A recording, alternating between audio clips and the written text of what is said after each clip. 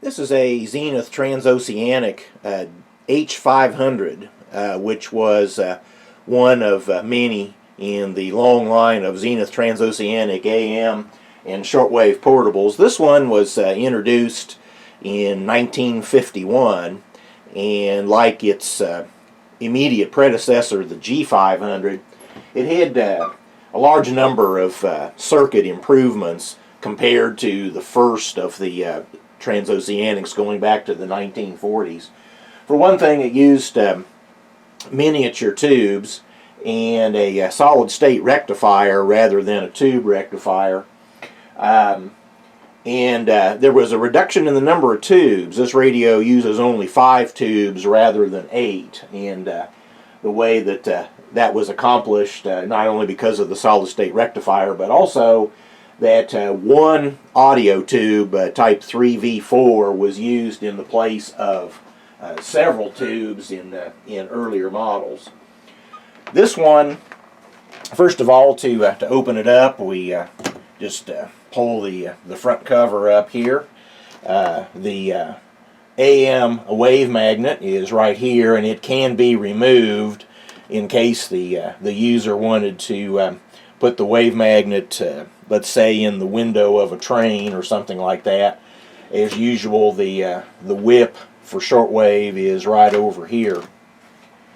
And this Transoceanic, they did things a little bit differently here. In the earlier models, they had the international shortwave broadcast bands were spread out, and they retained that for several of the bands here. But what they did with this model was they dropped the 49 meter band, but what was added in its place was continuous coverage from 2 to 4 megahertz in this band and 4 to 8 megahertz in this band. And that was primarily for the weather broadcasts and various navigational information that was being broadcast in those frequency ranges at the time. So the radio was a combination of a unit that was good for international broadcast, and also for weather and various types of marine broadcasts. And I mean, autistic son, that's an outrage. The child's mother and would got one of those stairs. Using up to 4 events that could close operations for up to 3 days. Who's phony? Mental erectile dysfunction, and when you... Well, earlier problems eastbound on 64 near Grinstead are taken care of.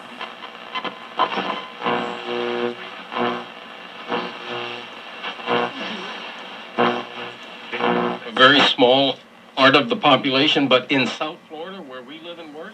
As usual, for the tube Transoceanics, I recommend the use of what I call a transoceanic extension cord, which I built using this plastic box, and that contains a fuse and a varistor to limit the inrush of current when you power on the radio. So that's the Zenith H500. They called it the Super Transoceanic. It had a lot less draw on the batteries than the earlier models, and this is how Zenith started off the 1950s.